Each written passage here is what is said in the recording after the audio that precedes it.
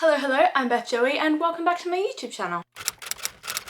The other day I was scrolling through Goodreads and I was really interested to find out what are my lowest rated books and what does Goodreads think of those, as well as what Goodreads thinks should be my lowest rated books, all based on the average ratings. So I've compiled this little list of my 5 lowest books and then the 5 books that Goodreads thinks should be my lowest books, and we're going to compare the 2 lists and see what me and Goodreads have in common. In case you've not already seen, I did do a very similar video for the highest rated books, so do go and check that out. I'll link that in the description box down below, but let's get straight into this video with my 5th lowest rated book, which is A Touch of Darkness by Scarlett St. Clair. I don't know why I'm struggling with that today. I gave this book 1.65 stars. Goodreads gave this book 3.85 stars. So I would definitely say that we're not aligning, but I can understand, I think, why the Goodreads rating is so high, because I think the enjoyment level for the people that read this book, knowing what it is, knowing that this is the sort of thing that they enjoy, would be quite high. Whereas for me, I was trying to read it critically, and that's just not what you do with this story. As for what this is about, it is a Hades and Persephone's retelling. It's set in sort of New Athens, so a modern context. It's a dark romance and it follows Persephone trying to get out from under the thumb of her mother Demeter, and so she makes a deal with Hades, only for her end of the bargain to be that she has to make something grow in the land of the dead, which would be fine since she's goddess of spring, but she hasn't been able to tap into her powers, and instead she's been making everything around her die. It's them sorting out this bargain, her trying to do this whole coming into her powers thing, hiding their relationship, figuring out their relationship,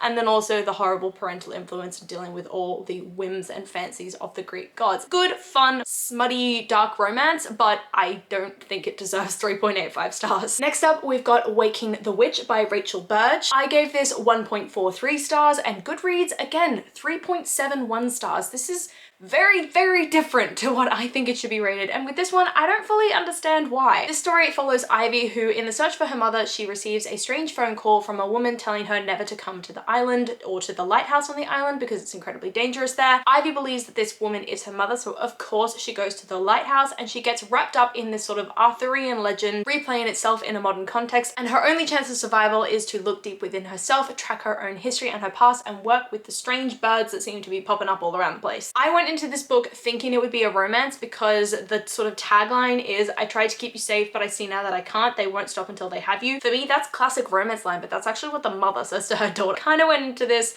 not getting out of it what I wanted to, and I think this is the kind of story where you could have changed all the names of all the characters and never known it was based on the Arthurian legend. It just wasn't, the ties weren't strong enough. Next up, we've got A Fatal Crossing by Tom Hindle. I gave this 1.22 stars. Goodreads has given it 3.5 stars. The ratings are really different here. As for what this is about, it is set on a cruise ship where a mysterious murder has taken place, and the captain of the ship is determined to write this off as an accident, but a detective on the ship is certain that there's more to this misfortune than meets the eye. So the detective James Temple and the ship's officer Timothy Birch go venturing around the ship trying to solve the murder before they reach the other end in New York, and the killer inevitably has a chance to escape. The reason why this got such a low rating for me is because the ending basically defeated the entire point of the entire book, and it made me really mad. I don't know how this got 3.5 stars because I don't know how that didn't infuriate everybody else as well. Then we've got The Hating Game by Sally Thorne. Now, if you've seen my video content recently, you'll know that I did not like this book, and I have many a reason because it's so toxic and wrong. I gave it 0.93 stars, and Goodreads gave it 3.95 stars. That's 3 whole stars more than what I gave this book, and I cannot understand why. I'm praying that it's because the people who rated this book and loved it are the people that read it when it came out, and it was very like, the tropes in this are very popular from the time. I probably would have liked it if I read it at the time it came out, but the world has moved on. We can't be supporting these sorts of relationships and sending these sorts of messages to people. Sorry, this one gets me really worked up. As for what it's about, it follows Lucy and Joshua, who are the PAs to these rival CEOs of the same publishing firm. Joshua has been nothing but hostile to Lucy since the moment that they met, which sort of sparked off this very childish rivalry that they have, where they play all sorts of games with each other. So the staring game, the mirror game, the hating game, the HR game, and it's all good fun and games for them until all of a sudden things get a bit real when the opportunity to be the chief operating officer for this firm is presented to both of them, and they decide to play this final game where if one of them gets the role, the other one has to quit. Of course, sparks kind of fly, I guess, between the two of them. It is a romance, but it's just so toxic. I hated the romance. I hate the whole message of if he pulls your hair, it means he loves you. I think that's a horrible message to send to people, and I just did not like this book. And lastly, we've got The Ex Next Door by Jo Platt. Again, if you've been seeing my content recently, you'll know my experiences with this book and you'll know why I hate it. I gave it 0.57 stars, and again, Goodreads 3.53. Why? As to what this is about, it follows Esme, who after the pipes burst in her city centre flat, she is forced to sort of move into an Airbnb, I guess, in a small town, only to find out that her ex and his new girlfriend is living right next door. The ex, Elliot, and Esme decide to keep their former relationship secret from his new girlfriend, and as well keep their current relationship secret from her, because sparks fly between the two of them and they rekindle their old flame. This subterfuge sets off a chain of events around them, leading to the disastrous ruining of so many people's lives, and a romance that began and ended in the last 30 pages of this book. It was horrible. I have no nice things to say about this, so I'm gonna stop talking about it. So now, what does Goodreads think should be my lowest rated books? And we'll start with Guild by Raven Kennedy. I was really surprised to see this, considering Gleam, the third book I think in this series, was on my highest rated. So people's opinions of this series changed drastically from the first to the third book. Goodreads though still gave this 3.65 stars. I gave it 4.36 stars. I really enjoyed this one. As for what it's about, it is a King Midas retelling following Orin, who is King Midas's sort of gold prize. She is completely covered in gold, everything except the whites of her eyes and her teeth,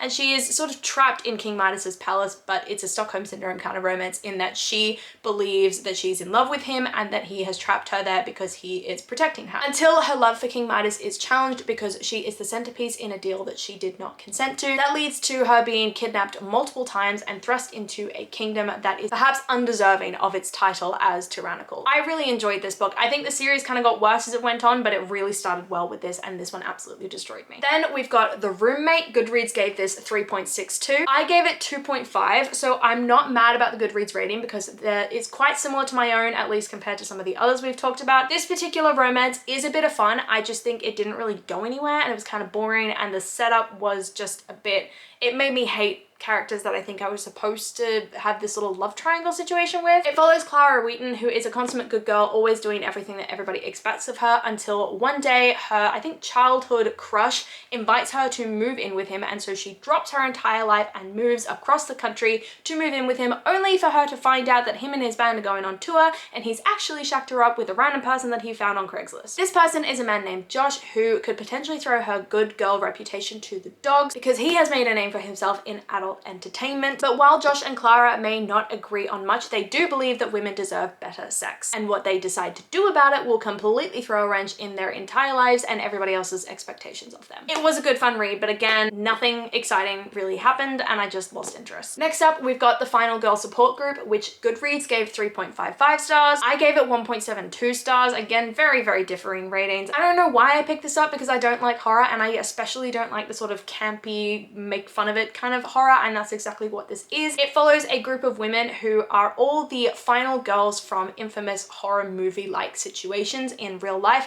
and they've created this group together to talk about their experiences and sort of have some semblance of normalcy and relatability, until one day one of them starts to notice that these girls are being picked off one by one, so it's like, who's going to be the final girl? I think this book just went round and round and round in circles and was way longer than it needed to be. I thought it was stupid rather than campy and fun, so I really didn't like it. In the number 2 slot, we've got The Ex Next Door by Jo Platt. You guys already know the ratings. I think this should be the number 1 spot, but hey, it's number 2. And then in the number 1 spot, we've got A Fatal Crossing by Tom Hindle. Again, you guys know this one, you know my ratings. I really think those two should be reversed because this one does not deserve to be number 1 spot and that one does not deserve to be number 2. That is the end of this video. So those are the 5 lowest rated books that I've read and what Goodreads thinks of them, as well as what Goodreads thinks should be my 5 lowest rated books and what I think of that. There were definitely some surprises on this list, and there were definitely almost all of the books I did not agree with the ratings that they have on Goodreads, but I guess I've got to understand that just like it's really hard to get a really high above 4-star rating on Goodreads, it's also really hard to get a book a really low rating on Goodreads. But anyway, let me know in the comments down below if you've read any of these books, if you agree with my thoughts on them or Goodreads thoughts on them,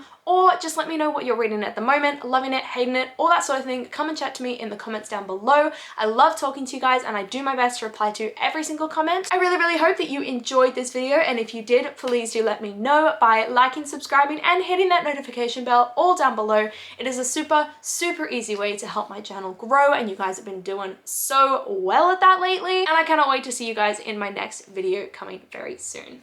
Bye!